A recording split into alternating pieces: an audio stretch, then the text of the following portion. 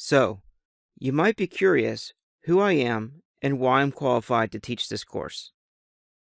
Well, I'm a senior software engineer with over 15 years of experience.